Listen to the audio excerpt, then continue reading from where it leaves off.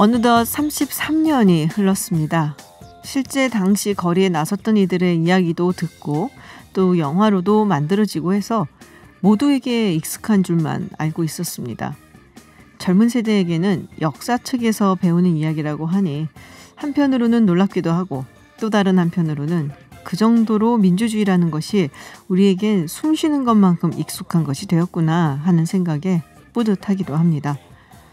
권위주의 정권 하에서 일방적이지만 효율적인 자원 배분이 이루어질 수 있고 또 그에 따른 빠른 경제 발전을 일궈낼 수 있다는 이야기, 소위 개발 독재 이야기는 많이 들어보셨을 겁니다. 하지만 실제 독재 정권이 있는 국가들의 경제 상황은 처참하기 그지없는 경우가 훨씬 많죠.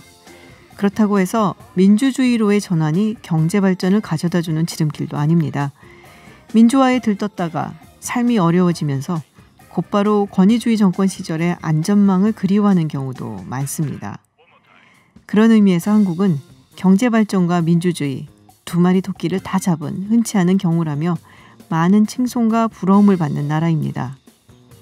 애국심을 불러일으키는 기념일이야 많지만 오늘이야말로 민주시민의 힘이 존경받아야 하는 지금 우리 사회를 있게 한 중요한 날이 아닐까요? 2018년 일제 강제징용 피해자에게 일본 기업이 배상하라는 대법원 판결 기억하실 겁니다. 2년이 지났지만 일본 기업은 모르쇠로 일관하고 있고요. 결국 우리 법원이 일본 기업 국내 자산에 대해 강제 매각 수순에 들어갔는데요. 그 효력이 오는 8월 4일 0시부터라고 합니다. 네, 자세한 내용 아산정책연구원 이기범 국제법센터장과 이야기 나눠보겠습니다. 어서 오세요. 예, 안녕하세요. 네, 2년 전 대법원 판결 다 기억들은 하는데요. 내용을 조금 정리를 해주시죠. 예, 그 판결이 굉장히 이제 오랜 시간 동안 있었습니다. 1심, 2심 대법원 갔다 다시 돌아갔다가 맞아요. 그래서 2005년에 시작되는데 18년에 결론이 났고요. 아이고, 13년이 걸린 거네요. 예, 13년이 걸렸습니다. 그리고 그 내용은 그 일제 강제징용 때문에 이제 피해를 본 네 분입니다. 이게 원고가 4명인데 네 분이 근데 그 중에는 이미 돌아가신 분도 있었습니다. 네. 그래서 지금 우리 많이 알려진 이춘식 할아버지가 이제 살아계신 거죠. 그분들에 대해서 강제 동원이 반인도적 불법행위다. 네. 그래서 1억 원씩 위자료를 지급하라. 이런 결론입니다. 그러면 네 분이니까 한 4억 정도가 되겠죠. 예, 이런 판결입니다. 그렇군요. 근데 4억이면 그 기업들 말이에요. 예. 줄 수도 있을 것 같은데. 기업 입장에선 특별히 이제 그 당시 그 판결 이외에도 다른 판결이 있습니다만 그 판결은 그러니까 일본 제철이죠. 네. 다시 신일철 죽음이라고 지금 그렇게 하죠. 그러니까 굉장히 큰 회사입니다. 그래서 이 액수 자체가 문제가 되는 회사는 전혀 아닙니다. 근데 이게 이제 만약에 그러니까 그 법원의 판결을 받아들이게 되면 이제 후속으로 더 많이 나올 것이다라는 부분 때문에 그런 건가요? 그런 면인 때문은 아닙니다. 일본 입장에서는요. 그러니까 후속은 이미 나오고 있고요. 네네. 후속 판결들은 나오고 있고 일본 입장에서는 이 문제는 1965년 청구권 협정을 통해서 것이다. 해결이 됐다는 거죠. 그래서 한국의 대법원 판결이 국제법 위반이다. 이 주장을 하는 겁니다. 일본에서. 그렇죠. 자, 근데 국제법 전문가시잖아요. 예. 위반입니까? 이게 우리 대법원도 그걸 갖다 의식하고 청구권 협정에서 이 문제는 해결이 안 됐다고 봤던 겁니다. 왜냐하면 제가 아까 처음에 위자료라고 말씀을 드렸습니다. 네. 그러니까 강제 이제 동원을 해서 그런 징용을 통해서 이제 노동을 시켰죠. 네. 거기에 대해서 월급 문제, 우리 임금이죠. 네네. 임금 문제 이런 것은 65년 청구권 협정에서 해결이 됐습니다. 그런데 위자료는 좀 다른 개념이죠. 그렇죠. 우리가 교통사고나 이럴 때도 위자료라는 게 있잖아요. 그렇죠. 예, 그래서 위자료는 다른 개념인데 65년 청구권 협정에 위자료까지 포함된 건 아니다라는 것이 우리 대법원의 논리입니다. 그렇기 때문에 65년 청구권 협정을 한번 제대로 해석을 해봐야 되는 문제가 있는 거지요. 그래서 지금 당장 일본이 주장하는 것처럼 국제법 위반이다 이렇게 보기도 어렵고요. 또 65년 청구권 협정에 맞게 했다라고 말하기도 지금 당장은 어렵다는 겁니다. 왜냐하면 당시 기록이나 모든 걸 찾아봐야 됩니다. 당시 기록이나 이런 걸 다 찾아봐야 된다. 예, 협상을 오랜 시간 했기 때문에 네네. 협상 기록이나 이런 걸 통해서 과연 그 해결됐다라는 그 말에 위자료가 들어가 있는지 아닌지를 찾아봐야 된다라는 거지요. 아, 그러니까는 아직은 이렇게 뭐 얘기를 하기는 근거가 부족하다. 아니 그런 의미는 아닙니다. 우리 대법원은 또 나름대로 찾아봤다는 겁니다. 아하. 대법원은 찾아봤더니 위자료는 없다. 그래서 이거는 위자료는 충분히 배상해야 된다. 이렇게 결론 내렸다는 거고요. 근데 이게 국제법 위반인지는 또 국제재판소가 한번 찾아봐야 되겠죠. 그게 복잡합니까? 예, 복잡합니다. 법은? 그래서 제가 말씀드린 거는 국제재판소는 아직 찾아보진 않았으니까 이 아직 모른다라고 말씀을 드리는 거지만은 우리 대법원 입장에서는 충분히 찾아봤다는 겁니다. 그랬더니 임금 같은 내용은 있지만은 위자료 부분을 찾을 수 없었기 때문에 여기에 대해서는 아직 배상이 끝나지 않았다라고 본 겁니다. 그렇군요. 자, 그래서 우리 법원이 이 징용기업 자산 매각을 위해서 취한 조치, 이게 공시송달이라고 하는데요. 항상 느끼는 거지만 이 법적 용어는 너무 어려워요. 예, 네, 어렵습니다. 공시송달, 이게 무슨 뜻이에요? 그러니까 당시에 2018년에 네. 요 좀 스토리를 갖다 우리가 간략하게 한번 볼 필요가 있습니다. 1억 원씩 주라고 했습니다. 그러면은 일본 기업이 그 1억 원을 주면 됩니다. 네네. 근데 지금 안 주고 있는 거죠. 예. 그러다 보니까 근데 한국 법원이 할 수 있는 것은 국내 안에서만 한국 네네. 안에서만 할 수 있다는 거죠. 그래서 피해자들이 그 신일철 주금이 가지고 있는 대한민국 안에서의 자산을 찾아낸 겁니다. 네네. 그게 이제 P&R이라는 회사가 있는데 이게 포스코랑 합작을 한 회사인데 그 주식을 갖다가 약 4억 원어치를 찾아낸 겁니다. 그리고 이걸 갖다가 압류해달라고 이제 했습니다. 네네. 그러면 법원 입장에서는 대법원 판결이 있으니까 그대로 압류를 했습니다. 네. 압류를 한 결정을 알려줘야 되잖아요. 물론 우리가 뉴스를 보기 때문에 다 알고 있습니다. 네. 근데 법적으로 정확하게 알려줘야 되잖아요. 그래서 서류를 갖다가 줘야 됩니다. 네. 서류를 주려고 했는데 서류를 주는 절차가 일본 외무성을 통하게 돼 있습니다. 일본 기업이니까? 그런 거예요? 그런 거라기보다는요. 좀 이거는 조약 중에 헤이그 송달 협약이라는 아주 조금 복잡한 조약이 있는데요. 그걸 통해서 이제 전달을 해야 되는데 일본 외무성을 거칠 수밖에 없습니다. 네네. 그래서 첫 번째는 보냈더니 외무성이 몇 달 있다 반송을 해버렸습니다. 이유도 없이 예, 적시하지 않고요. 두 번째는요. 아직 안 주고 있습니다. 반송도 안 하고 일본 기업한테 전하지도 않고. 그 일본 기업은 현재 신일철 주금이죠. 주금, 신일철 주금은 난 못 받았어 이런 상황인 거죠. 그렇습니다. 그러니까. 예, 왜냐하면은 신일철 주금은 물론 뉴스를 통해서 너무나 잘 알고 있습니다. 그러나 어떤 서류도 지금 받은 적이 없다는 거지요. 네. 이런 경우에 법원이 그 소송 관련 이제 법률에 따라서 할 수 있는 것이 뭐냐면 공시송달인데요. 쉽게 말해서 인터넷 홈페이지에 아니면 관보 같은 데에 이렇게 우리가 보냈다라는 걸 갖다가 일정 기간 동안 국내라면 2주지만은 외국에 있으면 2달입니다. 그래서 그게 8월 4일 0시까지입니다. 8월 4일 0시까지 쉽게 말해서 어디 이렇게 우리 공적으로 게시를 해놓으면 신일철 주금이 이제는 알게 되었다는 겁니다. 너희의 주식이 압류되었다. 그리고 이것이 압류되었고 이제 알고 있으니 그 이후에는 법원이 매각을 갖다가 명령해서 그것을 돈으로 바꾸어서 피해자들에게 주겠다. 이제 이렇게 절차가 진행이 되는 겁니다. 그러니까 이제는 안 받아서 몰라 이렇게 발뺌할 수 없다라는 얘기군요. 그렇죠. 그 서류를 갖다가 쉽게 말해서 받지를 않고 전달이 안 되니까 그냥 공개적으로 보여주는 거죠. 그게 공시송달입니다. 그러면은 8월 4일 0시까지라고 하셨는데 8월 4일 0시가 지나면은 그러면은 매각이 진행이 되는 건가요? 이론적으로는 가능합니다. 네. 예를 들어서 8월 4일 0시가 지나서 그 다음 날 법원이 매각 명령을 내릴 수도 있습니다. 근데 그게 기한이 없기 때문에 법원이 뭐 2달 뒤에 할 수도 있고요. 뭐 12월에 할 수도 있고 내년 초에 할 수도 있겠습니다. 그러니까 정확한 이제 몇 월 며칠까지 해야 된다는 없는데 법원 입장에서는 이 정도까지 지금 절차가 진행되고 있으면은 이것을 뒤로 돌린다는 것은 쉽지 않아 보입니다. 그렇군요. 그러면은 사실 일본이 매각을 진행을 하면 가만히 있지 않겠다라는 식으로 굉장히 강하게 나오고 있거든요. 예, 굉장히 강하게 나오고 있죠. 네. 뭐 어떤 행동을 취할까요? 그러니까 일본은 여러 가지 이제 보복을 할 것이다 이렇게 이야기를 합니다.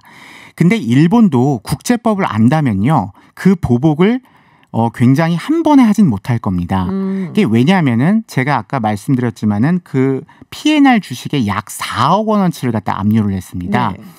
그 국제법에 보면요. 이렇게 만약에 일본 입장입니다. 일본 입장에서는 한국이 국제법을 위반했습니다. 거기에 대해서 일본도 국제법을 위반해서 한국에 대응할 수는 있습니다. 그러니까 위반에는 위반으로 대응한다는 거죠. 네네. 눈에는 눈으로 대응한다는 네네. 건데 예를 들어 이게 좀 비례성의 제한을 받습니다. 무슨 얘기냐면은 일본도 일본 내에 있는 한국 기업의 자산을 갖다 압류할 가능성이 있습니다. 아하. 그런데 일본이 국제법을 안다면 약 4억 원 정도로 할 겁니다. 그리고 국제법을 안다면은 비슷한 기업, 업종을 찾을 겁니다. 그러니까 제가 일본의 한국 기업들이 어느 정도 자산을 갖고 있는지는 뭐 잘 모르겠지만요. 네네.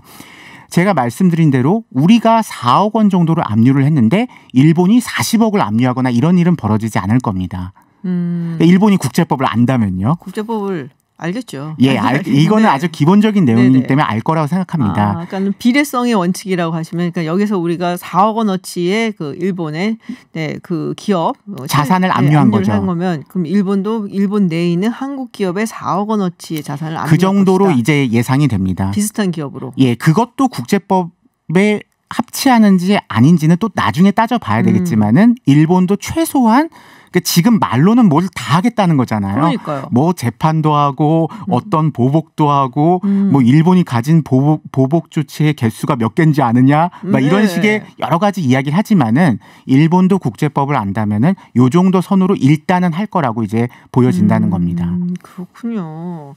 한일 관계가 이제 점점 악화가 되고 있는데 어떻게 이게 좀 글쎄요, 뭐 우리가 별 일본에 대해서 좋은 감정을 갖고 있지 않기 때문에 뭐 어때라고 말할 수도 있겠지만은 어쨌든 이웃 나라니까 더 나빠지는 거는 또 피해야 되지 않겠냐 이런 목소리도 있거든요. 예, 해결이 될 수 있을까요? 그런 목소리 때문에 지금 국회에서 지난 국회부터 네. 1+1+ 알파 아니라는 걸 계속 네네. 이야기를 하고 있습니다. 문희상 의장도 이야기를 했고 했었죠. 최근에 이제 또 윤상현 의원도 네, 또 이제 맞아요. 법안을 갖다 발의를 했습니다.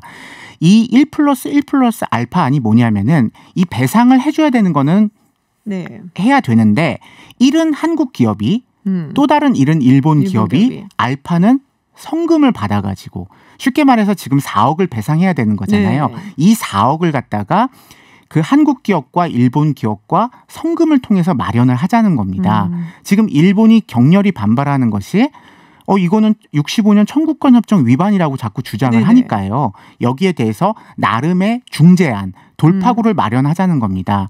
왜냐하면은 1+1+ 알파안을 이제 관철을 시키게 되면은 65년 청구권 협정 체제를 한국이 부인하지는 않는다. 이제 이런 신호를 주자는 거죠. 근데 이런 것이 이제 정치권에서 나오고 있는데 과연 우리 국민들도 아니면 일반 시민들도 이것에 대해서 이해할 수 있을 것이냐. 이거는 좀 다른 문제입니다. 그렇죠. 왜냐하면은 아니 대법원 판결이 있는데 한국 기업이 왜 내야 되지? 그러니까요? 아니면 우리가 왜 성금을 내야 되지?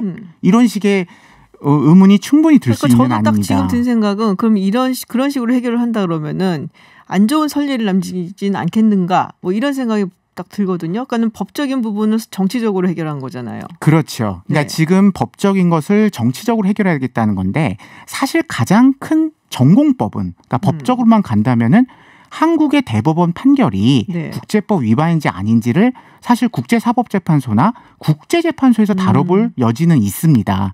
이렇다면 오히려 법적으로만 다루는 거죠. 그렇죠. 근데 이 안에 대해서는 사실 뭐 많은 분들이 그런 거는 또 좀 많이 부담스럽지 않은가 이런 식의 생각을 하는 것 같습니다. 그렇죠. 뭐, 저야 국제법 전공이니까 국제재판을 하는 것이 뭐가 문제가 되겠냐 이렇게 생각할 수가 있는데요.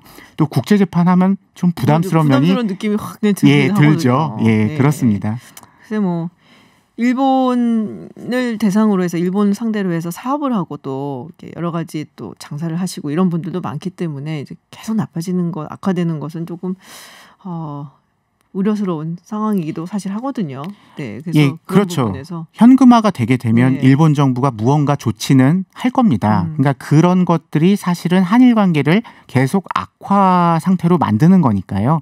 그 점에 대해서는 여러 가지 이제 준비도 있어야 되는 거죠. 네. 근데 그 준비가 무엇인지에 대해서는 참 뾰족한 수가 많지가 않다는 겁니다. 네. 알겠습니다. 네, 오늘 네, 뭐 벌써 2년 지났네요. 벌써 2년이나 지났는데 일제 강제징용 피해자들에게 일본 기업 배상하라는 대법원 판결 어떻게 진행되고 있는지 또 이걸 어떻게 그러면 풀어나가야 할지 이야기 좀 나눠봤습니다. 지금까지 이기범 아산정책연구원 국제법센터장이었습니다. 고맙습니다. 예, 고맙습니다.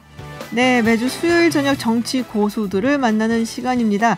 밖에서 본 여의도 정치 이번 주는 어땠을지 박수현 전 청와대 대변인 나오셨습니다. 어서 오세요. 안녕하십니까, 박수현입니다. 네, 그리고 백승주 전 미래통합당 의원 나오셨습니다. 안녕하세요.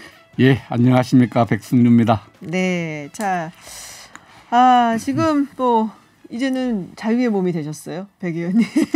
어떠세요? 그렇죠. 저는 한 38년간 네. 아침 9시 출근해서 6시 퇴근하는 그런 일을 하다가 한 10일째 지금 조금 자유롭게 지내고 있습니다. 네, 자, 우리 박 전 대변인님은 지난번 나오시고 일주일 지났는데요. 네, 우리 저 백승주 의원님은 이제 처음 자유인이 되셨지만 저는 이미 2번째 자유인이기 때문에 제가 좀 더 여유 있어 보이지 않습니까? 네, 이야기 뭐 곧바로 들어가도록 하겠습니다. 일단 남북관계 이야기를 좀 해보려고 하는데 요즘 또 백승주 의원님 전공이시기도 하고 해서 해보려고 합니다. 미국이 실망스럽다는 표현을 썼어요. 제 기억에 이런 표현이 굉장히 오랜만인 것 같거든요. 네, 여태까지는 뭐 좀 안 좋은 삐걱거리는 소리가 있어도 미국 측에서 뭐 잘 되길 바란다라는 식의 메시지를 보냈는데 실망스럽다라는 얘기를 했습니다. 북한이 지금 모든 통신선 한 라인 다 끊었어요. 네, 연락사무소를 비롯해서 그리고 대남 업무를 대적이라고 표현을 했단 말이에요. 자, 이 상황 어떻게 보고 계십니까? 트럼프 대통령의 표현이 좀 과격하고 좀 거칠지 않습니까? 미국 외교관도 좀 닮아가는 것 같아요. 같이 일하다가. 외교적으로 실망스럽다는 표현은 잘 안 쓰죠. 네. 안 쓰는데 잘 되기를 바란다. 뭐 상황을 주시하고 이렇게 하는데 상황이 지금 트럼프 대통령 입장으로 봐서는 미국 국무성 입장에서 봤을 때는 그 임기 중에 중요한 어떤 외교적 업적으로 한반도 문제를 잘 다루었다 이런 평가를 좀 듣고 싶어 하거든요. 대선을 앞두고. 네. 중동 문제도 막혔고 국내 문제도 어지럽고 외교적 성과가 별로 없어요. 그런 측면에서 진심이 아닐까. 미국으로서는 남북 관계가 이렇게 악화되는데 경직된 데 대해서 트럼프 행정부는 좀 실망스럽다 얘기를 했죠. 중국은 기존 입장 이제 남북이 잘 되기를 바란다 했는데 어쨌든 우리 국민들 입장에서 좀 많이 안타까운 부분이 많을 겁니다. 저는 역대 정부가 보수 정부든 진보 정부든 한 나라의 우리 대한민국의 정부가 책임자가 되고 나면은 남북 관계 잘 만들고 싶은 생각 다 갖고 있어요. 네. 뜻대로 안 되는 모습을 여실히 보여주고 있다. 특히 현 문재인 정부는 남북 관계에 새로운 어떤 이정표를 세웠다는 이런 역사적 어떤 업적을 만들고 싶은데 지금 상황으로서 모든 것이 물거품이 될 수 있는 그런 상황이 있기 때문에 굉장히 예민하게 지금 반응하고 있는 그런 모습들을 보고 있습니다. 그렇군요. 자, 우리 박수현 대변인께서는 지금 상황 어떻게 보세요? 어제 사실 저희가 정세현 장관님 모셨는데 뭐 할 수 있는 게 별로 없다라는 이야기를 하셨거든요. 지금 정부사에서. 지금 백승주 의원님께서 말씀을 하셨는데 미국이 현재 당면하고 있는 대통령 선거 국면에서 미국의 바람이라고 하는 것은 사실은 좀 득점이 되는 일을 남북 관계, 북미 관계를 통해서 좀 도움이 되는 일을 하고 싶을 텐데 굉장히 좀 어렵지 않습니까? 코로나19가 미국 전역으로 휩쓸고 있고 그다음에 인종차별에 의한 그런 폭동 이런 문제들이 있어서 굉장히 불리한데 이런 때 북한마저 저렇게 이제 감점이 되는 일을 하고 나오니까 실망스럽다는 표현을 할 수밖에 없겠죠. 저는 이 문제를 우리가 북한 내부를 역지사지로 한번 들여다보면 북한의 입장이 참 다급하겠다 하는 생각을 할 수밖에 없습니다. 저도 청와대 대변인을 하던 시기가 바로 문재인 정부 첫 대변인이었기 때문에 북한의 핵실험이나 미사일 도발이 막 계속 반복되던 그런 위기의 시기였기 때문에 사실 북한 문제를 좀 들여다보는 나름대로 좀 시각이 생겼다고 할까요? 뭐 이런 측면이 있는데 아마 북한도 지금 제재와 압박 속에서 굉장히 경제 상황이 어려워질 대로 어려워져 있을 테고 거기에 엎친 데 덮친 격으로 코로나19 상황이 또 있단 말이죠. 그렇기 때문에 아마 문재인 대통령을 평양에 초청해서 능라도 10만 인민들 앞에서 최고 존엄이 비핵화를 함께 선언했는데 비핵화를 선언하는 것은 이걸 통해서 경제적 여건을 개선하겠다라는 그런 약속들 아니겠어요? 그런데 이런 것들을 오랜 시간이 지나도록 잘 이루어지지 못했고 또 돌파구도 보이지 않아요. 이런 측면에서 북한은 아마 우리 대한민국 정부로 하여금 자, 미국은 저렇다 하지만 너네들이 좀 약속한 거 지키고 좀 어떤 역할을 해봐라. 촉진자 한다며 촉진자 역할을 제대로 해봐라라고 하는 그런 잘 못하고 있는 데 대한 불만을 이야기한 것일 수도 있고 또 내부적으로 어려운 그런 상황들을 이러한 긴장을 조성함으로써 외부로 돌리려고 하는 내부 결속용의 그런 어떤 의미도 있지 않을까 저는 그렇게 생각을 해보는데요. 우리 전문가이신 백승주 의원님 앞에 제가 말씀을 드리려니까 어떤지 모르겠습니다. 그런데 그 남북 관계의 긴 역사를 이렇게 김지윤 박사가 잘 알지만 쭉 살펴보면은 이게 뭐 예상되었던 상황이라고 봅니다. 왜냐하면 트럼프 대통령 인기가 지금 급락하고 있고 임기가 다 돼 가잖아요. 이런 측면에서 북한으로서는 트럼프 정부로부터 트럼프 대통령이 얻을 게 별로 없어요.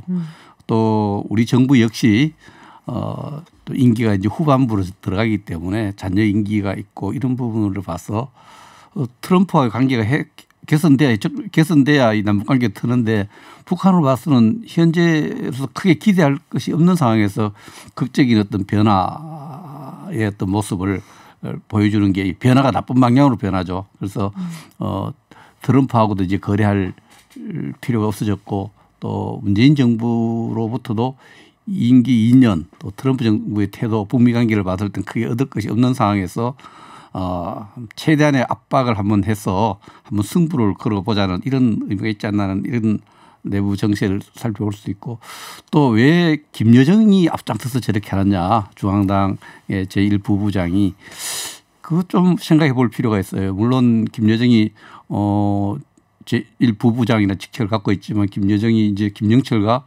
사업총화회의를 거쳐서 4일 날 거의 뭐 대북 점단 금지법을 좀 만들어라 이렇게 하고 대적 관계로 전환하겠다, 단계 조치를 취하겠다 이런 부분은 제가 조심스럽게 봐야 됩니다만 북한 내부의 어떤 정치 권력 구도에서 김여정을 빨리 부각시켜야 될 어떤 그런 절실한 상황이 생기지 않느냐, 그 권력이 안정적으로 이렇게 가기 위해서 필요한 이런 부분이 너무 지금 김여정을 앞세운 부분을 봐야 된다.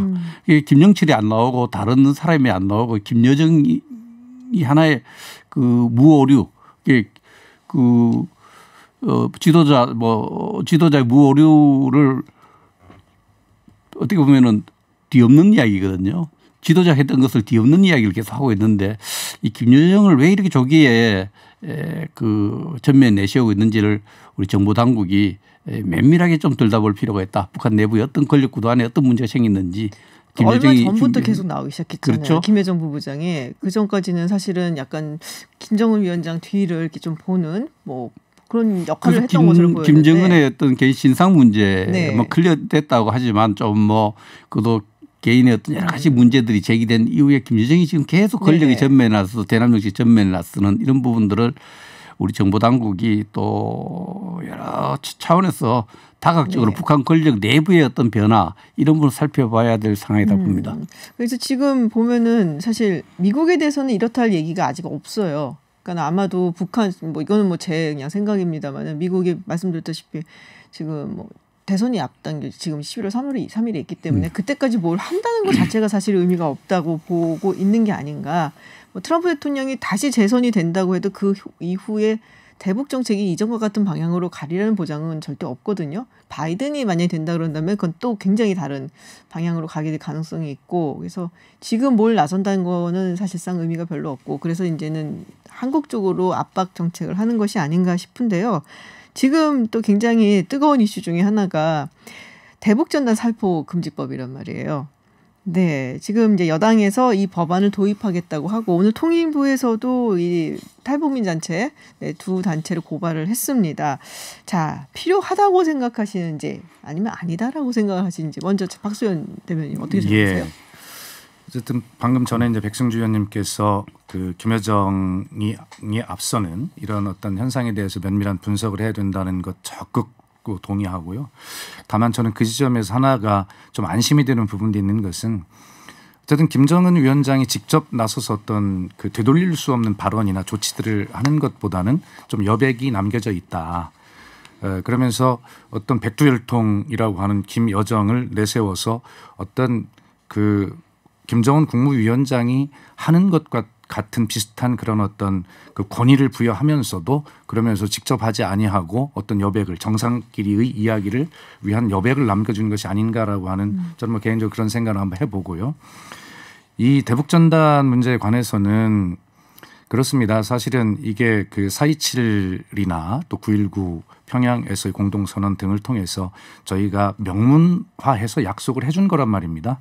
그래서 어떤 그 비무장지대 등 접전 지역에서의 일체의 적대 행위를 하지 않도록 한다라고 하는 측면에서 우리가 그 2018년 5월 1일부터는 그 대북 확성기 사용의 자제 금지라든가 대북 전단 살포를 금지하겠다 이 약속을 한 것인데 아마 그 뒤로 북한 표현에 의하면 13번 정도를 자기들이 그걸 치우느라고 참 필요하다 이런 것도 얘기를 하고 있어요. 지금 북한의 입장에서 보면 그래 너네들이 남한 정부가 촉진자 역할은 뭐 미국으로부터 어떤 여러 가지 가이드라인이 있으니 예를 들어 어렵다 하더라도 그래 그거 하나를 약속을 못 지켜주냐라고 하는 뭐 그러한 어떤 불만의 표출을 하는 방법이기도 하고요. 그러나 어쨌든 통일부로서는 정부로서는 그 합의 이후에 이 문제를 계속 준비를 입법을 해온 것으로 그렇게 알고 있고요. 다만 북한이 그렇게 반발한다고 해서 압박한다고 해서 우리가 굴종적 자세로 이것을 알겠다 입법하겠다 이렇게 나서는 것은 아니다라는 말씀을 드리고 결과적으로 이 문제는 약속한 것이고요. 두 번째는 그 문제 때문에 우리 국민의 생명과 안전 이런 것들이 또 위협받을 수 있는 그런 공익들이 있기 때문에 이 부분은 그렇게 처리하는 것이 맞다라는 생각입니다. 입법까지는 아니지만 그렇게 말씀하시는 건가요? 지금? 아니 입법 과제까지도 물론 지금 이제 여러 가지 현재의 법률로도 충분히 가능하다. 네네. 또 대법원 판례도 있다. 네네. 하지만 원칙적으로 좀 그렇게 사후에 대북 전단을 살포했을 때 보냈을 때 어떤 제재할 수 있는 그런 내용들이 없기 때문에 그런 내용들까지 보완해서 하는 처벌할 수 있는 그런 그렇습니다. 내용을 포함해서 입법을 하자라는 말씀이신데요. 저는 개인적으로 대북 전단 살포 금지법 현 시점에서 필요 없다 이런 생각을 합니다. 이 부분에 대해서 오늘 아침에 저는 그런 저 나름대로 글을 올린 적이 있습니다만은 닭의 목을 비틀면 새벽이 오는가. 옛날 칠순인도 우리 많이 들었지 않습니까? 김영삼 전 대통령. 네. 닭의 목을 비틀어도 새벽을 온다고 했는데 그 대북 전단 살포 금지법을 만들어서 북한 당국이 원하는 대로 김여정이 원하는 대로 법을 만들어준다 해서 북한에 봄이 오고 남북관계가 좋아지는 저는 거기에 대한 자신이 없어요. 확신이 안 쓴다는 거죠. 그런 측면에서 대북 전단 살포 금지법은 불필요한 국론 분열만 일으킬 것이다 이렇게 봅니다. 마침 박수현 전 의원님도 각 지적을 했습니다마는 북한의 김여정이 요구한 직후에 이 법을 개정한다는 것은 이거 누가 뭐래도 우리 정부의 존엄성과 채통, 대북 정통성에 대해서 상당한 손상을 줍니다. 그런 측면에서 지금 정부가 앞장서서 집권 여당이 앞장서서 대북 전단 살포 금지법을 만든다면은 뭐 지금 야당에서 김여정 하명법이다 이런 이렇게 비판을 하고 있는데 그걸 떠나서 많은 상당수의 국민들이 이 부분에 대해서 자존심을 상해할 거다 생각하고요. 이 법이 아니어도 이 법을 새로 만들지 않아도 상당히 그 국민들을 또 설득하는 모습을 보여주는 것이 중요하지 않나 생각합니다. 2015년에 대법원에서도 이 부분과 관련해서 법원에 두 가지 취지의 판결문을 냈죠. 대법원에서. 표현의 자유를 제약을 할 수 없다는 것이 대원칙이에요. 그러나 이 표현의 자유가 다른 사람의 신체 위협을 준다면은 가도하지 않는 범위에서 그 부분에 대해서 단속할 필요성을 인정한다. 이런 거기 때문에 표현의 자유를 우선적으로 인정한 겁니다. 그래서 굉장히 위헌 요소도 굉장히 저는 있다고 봅니다. 그런데 그 접경 주민들이 좀 막아줬으면 좋겠다라는 얘기를 한다 부분에는 어떻게 생각하세요? 그 적경지역 시민단체가 오늘 그런 얘기도 앞서도 그런 얘기를 했죠. 그걸 핑계로 북한이 이제 구사적 공격을 도발했을 때 위협을 느낀다는 거죠. 그런 부분에 대해서 대부분도 그 인정이기 때문에 그래서 그런 부분들에 대해서 적경지역 주민들의 의견 또 여러 가지 대북 정책 관련해서 그 대북 전단 뿌리는 분들을 지속적으로 설득하고 평화적으로 해결하는 방법을 찾아야 되지. 지금 북한의 김여정이 이야기한 데서 그것을 바로 입법화해서 법을 만드는 것은 맞지 않고요. 네. 특히 좀 더 오늘 통일부의 발표를 보면은 두 단체를 고발했어요. 고발하고 또 단체를 법인을 취소시키는 네네. 조치를 취하겠다 했는데 이것도 옹졸한 거예요. 그 법을 만드는데 그 법은 남북교류협력에 관한 법이에요. 몇 단계 고치죠. 남북교류협력에 관한 법은 그 법을 만든 정신이 있어요. 평화협력을 촉진하기 위한 법이죠. 네. 무슨 단순한 법이 아니고 물론 우회적으로 간접적으로 연결은 되지만은 네. 그 법의 정신을 봤을 때 반출이라는 용어와 이걸 어떻게 북한에 올라가는 북한에 올라가는 물품을 좀 정부 통제하기 반출이라는 걸 했는데 살포하는 것을 그 법을 따라서 고발하고 조치한다는 것은 좀 경강부회한 부분도 있고 네네. 정부가 너무 옹졸하고 조급하다. 너무 예민하게 반응하고 있다 생각합니다. 저는 설득하는 모습, 설득할 필요성이 있는 부분도 있어요. 설득하고 시민단체에서 좀 그분들에게 설득 이런 부분들이 선행해야 되지 않냐 이렇게 생각을 합니다. 설득하는 모습이 선행돼야 된다. 근데 그런 얘기도 사실 있긴 하거든요. 뭐 별별 얘기 다 하잖아요. 북한이 우리한테 삶은 소대가리 정말 잊을 수 없습니다. 근데 이런 말까지 듣고 다 이거 감수해 줘야 되는 거냐 이런 불만도 있는 건 또 사실이거든요. 북한 정권의 특성을 이해하고 그대로를 또 받아들일 건 받아들이고 이해해야 될 건 해야 되는 것 그런 태도가 저는 맞다고 생각하고요. 그건 뭐 북한의 문제이지 뭐 그걸 가지고 우리가 시비 거는 거야말로 또 옹졸한 것 아닌가 이런 생각이 들고 남북 관계에서 우리 백승주 의원님 국방부 차관도 하셨습니다만 가장 중요한 것이 저는 신뢰라고 생각하거든요.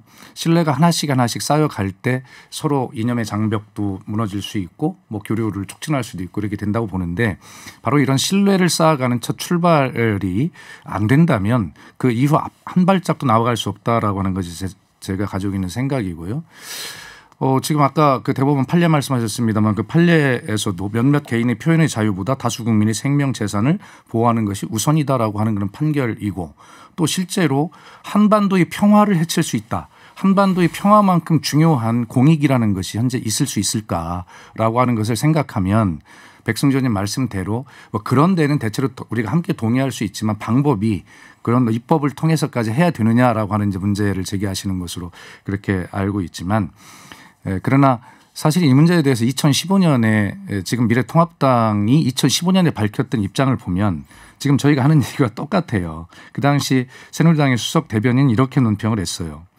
자신은 물론 타인의 생명까지 위협하는 것은 표현의 자유를 넘어선 문제다. 이렇게 이야기했고요.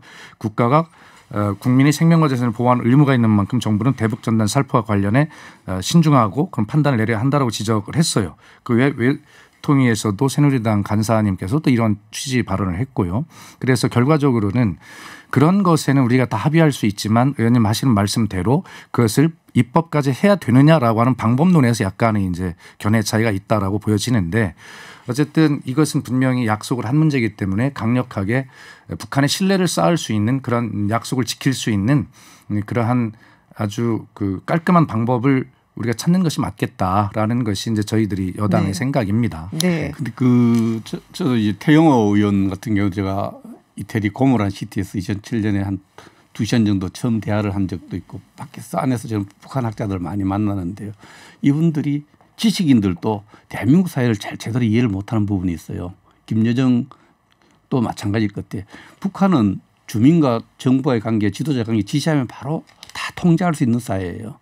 그 우리는 만약에 남북이 합의하더라도 정부가 주민 전부를 통제하는 건 북한하고 완전히 차원이 다르거든요. 이런 부분을 이제 북한이 알면서도 그렇게 하겠죠. 그러나 잘 모를 수 있기 때문에 이런 부분에서 우리가 통제할 수 있는 부분이 있고 통제할 수 없는 부분, 국회와 정부와의 관계 이런 부분에 대해서 정부가 북한에 대해서 좀 더 이해시키는 노력도 필요합니다. 그러니까 북한은 이렇게 생각할 수 있죠. 남북 지도자가 합의했는데 우리는 다 뭐 이렇게 하는데 제대로 뭐 못하냐. 우리는 그렇게 할 수 없잖아요. 국회가 있고 또 시민단체가 있고 언론이 있고 이런 부분에 대해서 김여정이나 북한 지도자들 북한에 뭐 그 사이를 끌고 가는 사람들 제가 만나보면은 황장엽 비서까지도 네. 잘못 알고 있는 부분이 굉장히 네네. 많더라고요. 우리 사회 전체의 구성 원리를. 그래서 아마 그런 부분들을 봤을 때 우리 정부가 김여정이 지시한다 해서 법을 만든다는 입장보다는 여러 다채널을 통해서 우리 정부가 할 수 없는 부분도 얘기를 하고 또 주민을 설득하고 이런 부분을 선행해야지 최고인민회의도 아니지 않습니까? 그거 이야기한다서 바로 법을 만든다는 게 그래서 국민들 자존심이 그래서 이제 그 역지사지라는 게 중요한데 북한에서 김정은 국무위원장의 위치라는 것은 그야말로 어떤 부분도 침해돼서는 안 된 최고 존엄의 권위를 가지고 있는데 그런 대북 전단에 김정은 국무위원장을 인간 백정이니 뭐 그런 어떤 용어까지 동원하면서 그 폄훼하는 그런 것들을 그들 입장에서 보면 북한의 체제를 들여다보면 그것이 가능하겠는가. 그리고 그런 합의 이후에 무려 13번의 대북 전단을 날렸다는 거 아니겠습니까? 그렇기 때문에 우리의 입장을 그들 체제와 다른 우리의 입장을 북한과 대화를 통해서 이해시키는 것도 중요하지만 또 그들의 체제를 우리가 역지사지로 이해하는 것도 중요하겠다. 이런 생각입니다. 알겠습니다. 저희가 시간이 다 됐어요. 오버됐어요 지금. 그래서 다음 주에 2탄으로 한 번 더 나와주시는 걸로 저희 나와주실 거죠 의원님? 네. 알겠습니다. 네, 오늘 여러 가지 이야기를 나누려고 했는데요. 지금 남북관계 이야기만 일단은 끝냈습니다. 네, 갈 길이 멀고요. 다음번에 다시 한번 나와주시는 걸로 하고요. 지금까지 백승주 전 미래통합당 의원 그리고 박수현 전 청와대 대변인이었습니다. 고맙습니다. 감사합니다. 네, 감사합니다. 네, 해외 뉴스 알아보는 서울타임즈 시간 전주현 캐스터와 함께합니다. 어서 오세요. 네, 안녕하세요. 네, 오늘 굉장히 짧게 가야 될 것 같아요. 생각이 듭니다. 빨리 하죠. 네. 자, 조지 플로이드 장례식이 휴스턴에서 치러졌습니다. 네, 현재 시각으로 9일이었고요. 유족과 조문객 500여 명이 참석을 했습니다. 지난달 25일에 사망했으니까 15일 만에 장례식이 치러졌고요. 조 바이든 전 부통령이 영상 메시지를 보냈어요. 그래서 딸에게 보내는 메시지. 아빠가 세상을 바꾸게 될 것이다. 이런 얘기도 하고 지금은 인종적 정의를 실현해야 할 때라고 밝혔습니다. 이 장례식이 TV랑 인터넷으로 다 생중계가 됐어요. 그래서 지켜보신 분들도 많았고 장례식 후에는 그러니까 미국판 노제처럼 이렇게 마차에 운구되는 행렬이 40분 동안 진행이 됐고요. 휴스턴 외곽에 있는 묘지에 묻혔는데 어머니의 옆자리라고 합니다. 휴스턴시가 6월 9일을 조지 플로이드의 날로 선포했습니다. 네, 고인의 명복을 빕니다. 네. 자, 이걸로 계기로 해서 인종차별에 반대하는 시위도 확산이 되고 있고 그리고 인종차별 상징물들이 지금 하나씩 없어지고 있다라는 얘기가 있는데 남부연합기가 되겠죠. 아무래도. 그렇습니다. 아무래도 동상들도 많고. 네, 남부연합 장군들의 이름을 딴 미국 육군 기지들도 이제 이름을 바꿀 예정이에요. 지금 영웅대우를 받았던 남부연합군 장군들 사람들 이름들을 딴 육군 기지가 한 10개 정도가 있거든요. 네네. 대표적인 사람이 남부연합 사령관이었던 로버트 리도 사실 영장이었죠. 로버트 리. 굉장히 이제 여러 장군들의 이름이 지금 기지명으로 쓰이고 있는데 2월까지만 해도 변경할 계획이 없다. 이게 국방부의 입장이었는데 지금 상황이 많이 바뀌었기 때문에 지금 아마도 이름이 이제 속속 바뀔 것 같습니다. 미국 해병대는 이미 남부 연합기의 사용을 공식 금지시켰어요. 5일부터요. 의복, 컵, 자동차에 붙이는 스티커 같은 것들이 많이 사용이 됐는데 이제는 사용하고 있었구나 아직. 그럼요. 네, 남부 연합기 문양을 부착하지 못하도록 하는 조치를 내렸습니다. 그리고 로버트 리 장군 동상도 많이 내리기로 그렇습니다. 했던 곳들이 많다라는 얘기가 있고 여기에 또 유탄을 맞은 게 바람과 함께 사라지다 영화입니다. 영화입니다. 동영상 스트리밍 서비스죠. HBO Max가 최근에 이 영화를 방영이 가능한 콘텐츠에서 제외한다 이런 발표를 했습니다. 그 시대의 산물로서 불행하게도 미국 사회에서 흔한 인종적 편견을 일부 묘사하고 있다. 많이 묘사하고 있어요. 많이 묘사하고 있죠. 그래서 우리의 역사부터 인정하고 이해를 해야 된다 이렇게 설명을 하면서 당분간 이제 제외를 하는데 조금 이제 다시 올리기는 할 예정입니다. 그래서 역사적 맥락에 관한 설명과 함께 콘텐츠 목록에 복귀를 시키면서 별도의 편집을 가하지는 않겠다. 왜냐하면 영화를 편집하는 건 이런 편견이 존재하지 않았다라고 주장하는 일과 마찬가지다라고 해서 지금 일시적으로 지금 콘텐츠에서는 사라질 예정입니다. CNN은 이 영화가 노예제, 흑인 미국인 남북전쟁 당시 남부를 그리는 과정에서 수십 년 동안 비판을 받아왔다라고 평가를 했는데 이 스칼렛 오하라의 농장에서 일하고 있는 흑인 노예들 모습도 많이 나왔는데 이게 플랜테이션이라고 하잖아요. 대규모 농장을. 근데 거기는 사실 흑인 노예들을 기반으로 했던 곳이기 때문에요. 그리고 주인집 아가씨에게 시중을 드는 흑인 하녀의 모습 굉장히 대표적으로 나오잖아요. 나중에 이분이 이제 아카데미 여우 조연상을 받았는데 아카데미상을 받으러 가서도 다른 백인 배우들과 같은 분장실 같은 것들을 쓸 수가 없었습니다. 처음에 원래 초청을 못 받았는데 클라크 게이블이 이분이 오지 않으면 자기 가기도 안 간다. 네. 그래갖고 겨우 이제 초청을 받아갔죠. 그렇습니다. 당시에. 그래도 이제 인종적 편견이 여전했던 네. 때이기 때문에 그런 차별을 받았고요. 그리고 KKK 같은 자경단 같은 존재를 좀 미화했다. 자기 편으로 묘사를 한 거잖아요. 네. 흑인 노예들이 겪는 맞아요. 교통을 외면하고 경멸적 고정관념만 심화시켰다. 이런 비판을 사실 그동안 많이 받아왔었는데요. 그러다가 이번에 이제 조지 플로이드 사건을 계기로 좀 조금 더 한 번 더 생각해보는 계기가 지금 마련되고 있는 것 같습니다. 지금 노예 12년의 각본을 작성한 영화 감독 존 리들리가 언론에 기고문을 냈거든요. 그래서 네. 이걸 삭제해라라는 걸 공개적으로 이제 촉구를 한 다음에 이 조치가 나오게 된 거예요. 네. 알겠습니다. 오늘은 시간이 부족해서 여기까지만 알겠습니다. 듣는 걸로 하겠습니다. 내일 또 다음 소식도 전해서 듣도록 하겠습니다. 네, 전준 외신 캐스터와 함께했습니다. 오늘 고맙습니다. 네, 감사합니다. 그 학생이 겁이 잔뜩 질려가지고 조사관이 책상을 탁 치니 하고 응? 쓰러졌답니다. 지금 그게 말이 됩니까? 책상을 탁 치니 억하고 쓰러졌다 이겁니까? 심장 쇼크사라고 봐야지요. 아니 팔팔한 청년이 그렇게 쉽게 죽었다고요? 그것도 심장 쇼크사로? 쇼크사 맞습니다. 중대병원 의사가 확인했다 아닙니까? 중대병원이요? 그 의사의 이름 어떻게 됩니까? 그게 그 이름이 뭐였더라? 아직 확인 안 된 거죠? 그게 아니고 그 오윤상이라고.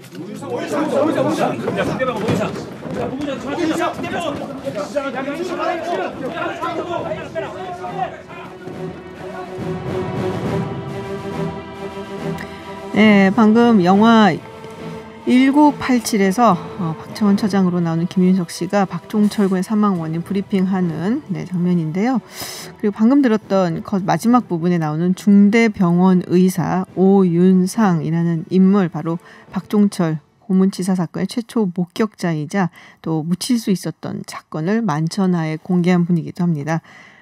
6월 민주항쟁 33주년 맞이한 오늘 중대병원 의사 실제 인물이십니다. 내과 전문의 오연상 원장님 스튜디오로 모셨습니다. 어서 오세요. 네, 안녕하세요. 네. 자, 여러분 유튜브 TBS FM을 들어오시면은 보이는 라디오로도 함께 하실 수 있습니다. 그야말로 역사적 인물을 어떤 분인지 이제 함께 보실 수 있을 텐데요. 30년이 넘게 지났습니다, 원장님. 네. 근데 그 당시 상황 아직도 생생하게 기억을 잘 하고 계시는지요? 그럼요. 그런 기억은 그렇게 쉽게 잊혀지는 게 아니니까 아직도 생생합니다. 그 당시에 중앙대 병원에서 근무를 하셨던 걸로. 그때 중앙대병원이 두 개가 있었어요. 네. 하나는 필동, 하나는 용산에 있었는데 저는 용산병원 근무였습니다. 아, 그러니까 남영동 그 대공. 네, 거기하고 매우 가깝죠. 아, 그렇군요. 지금 이제 제가 앞서서 박종철 고문치사 사건의 최초 목격자다라고 소개를 했습니다. 자, 그 어떻게 목격을 하게 되신 건지 좀 설명을 좀 해주시죠. 사실 목격이라고 볼 수도 있겠지만은 진료를 하러 갔던 거죠. 진료를. 예, 그러니까. 그 남영동 대공분실 형사가 우리 용산병원 응급실에 와서 조사받던 학생이 상태가 매우 안 좋으니까 와서 좀 왕진을 해달라 그렇게 요청을 했거든요. 네. 근데 사실 그런 일은 전혀 전에는 없던 일이거든요. 그 남영동에 외부 의사가 들어간 적이 없어요. 그렇다 보니까 저희 응급실장님이 그 요청을 받으신 건데 그냥 거기에 레지던트, 전공이라고 그러죠. 네네. 레지던트를 보내서는 감당하기 어려운 일이 생길지도 모르겠다라고 판단을 하시고 그래도 전임 강사가 낫겠지 그러고 저를 보내신 거죠. 아, 그렇군요. 그럼 도착하셨을 때 상황은 어땠나요?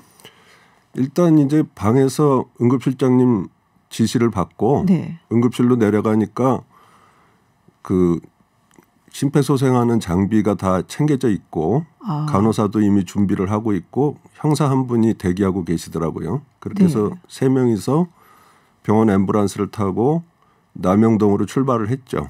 그러고 신호 같은 거 다 무시하고 가니까 뭐 5분도 안 걸렸을 거예요. 근데 그 형사분이 아마도 그 진료에 도움이 되라고 그런 정보를 준 것 같은데 그 학생이 간밤에 술을 많이 먹어서 목이 마르다고 물을 찾길래 물을 줬더니 벌컥벌컥 한 주 전달을 넘게 먹더라. 그런 얘기를 나한테 했어요. 사실 뜬금없죠. 그래서 이게 무슨 관련이 있다는 뜻인가 그렇게 생각을 하고선 도착을 했습니다. 네네. 근데 보통 건물이라면 정문이라는 게 있어야 되는데 그렇죠.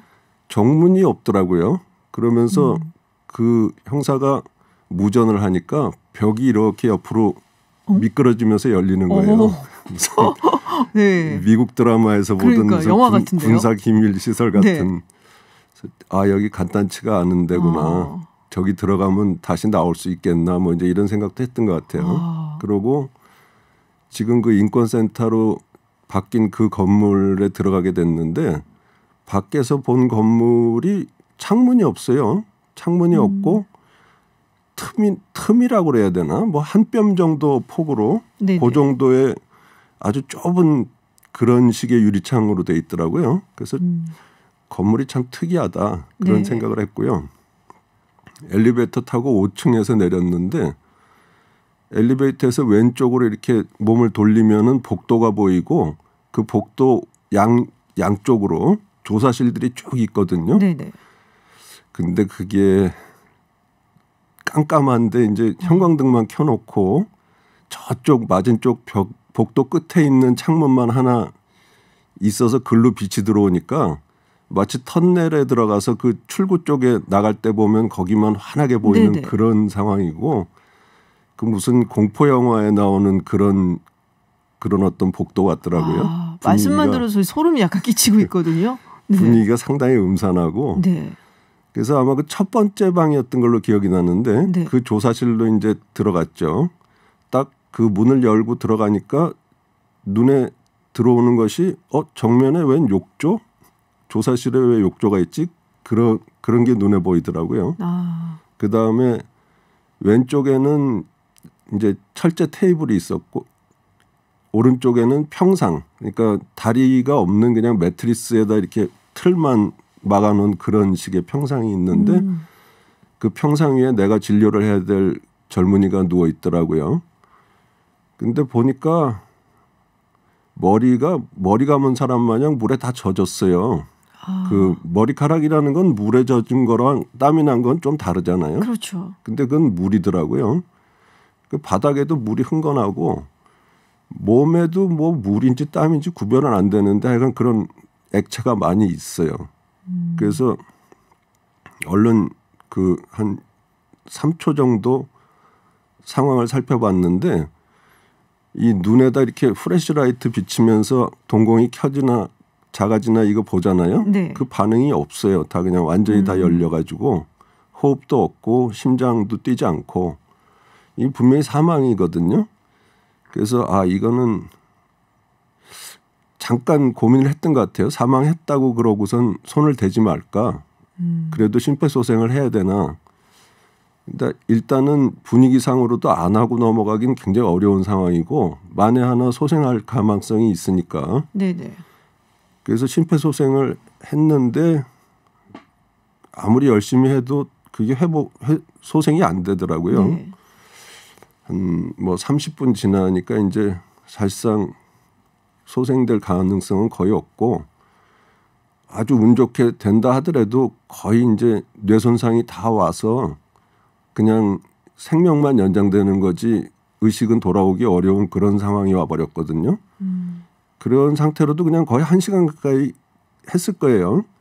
근데 이제 그 상황에서 계속 할 수는 없는 거니까 이제 사망이라고 이제 얘기를 네. 하려고 그랬는데 갑자기 그 책임자쯤 되는 좀 나이 많은 형사가 기왕 이렇게 됐으니까 중앙대병원 응급실로 옮겨서 전기 충격기 같은 걸로 한번 시도를 해보는 게 어떠냐 그렇게 얘기를 하더라고요. 네.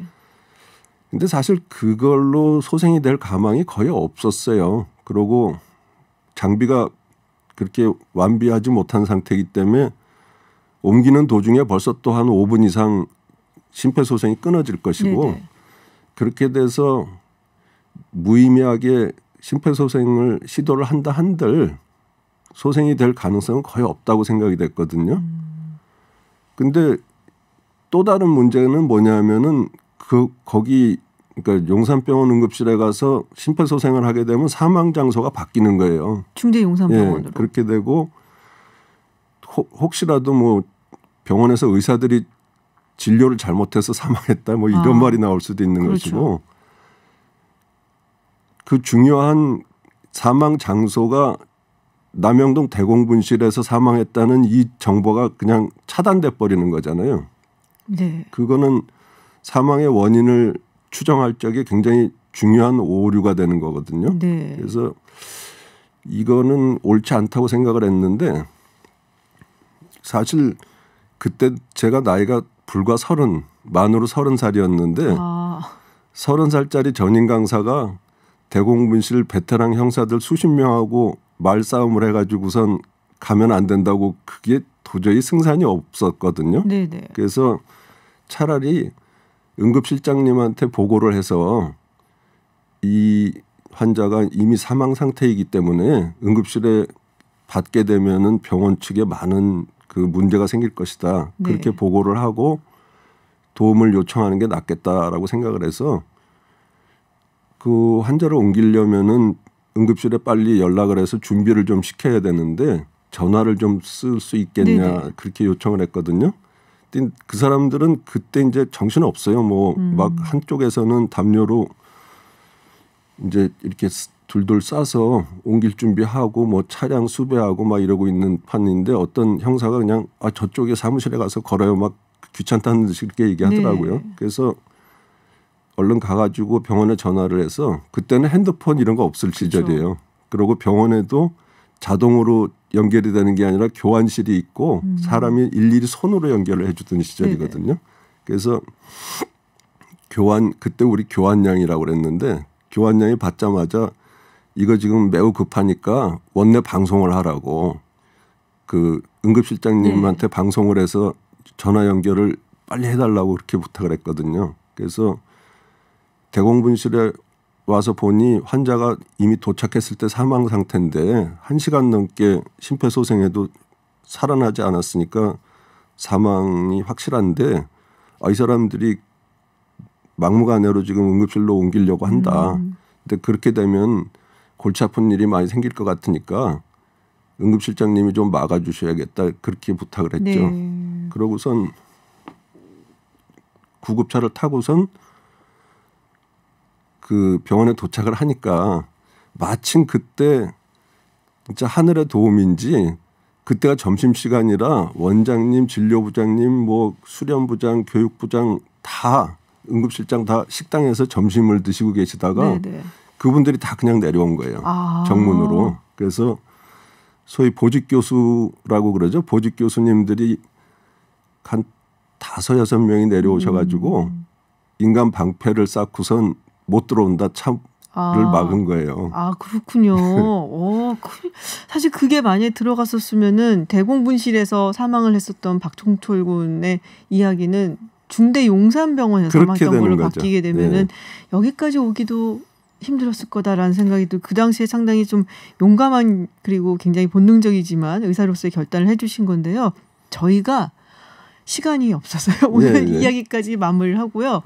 못한 이야기가 많습니다. 그래서 조만간 다시 모셔서 이야기를 나누도록 하겠습니다. 지금 뭐 청취자분들 많은 문자 보내주고 계세요. 언제나 푸른님 큰일 하셨습니다. 감사합니다. 그리고 7045님 어려운 결단 내려주신 그 용기 존경합니다. 존경한다는 말 정말 많아요. 우리 교통인님께서도 존경한다는 말씀하셨고요.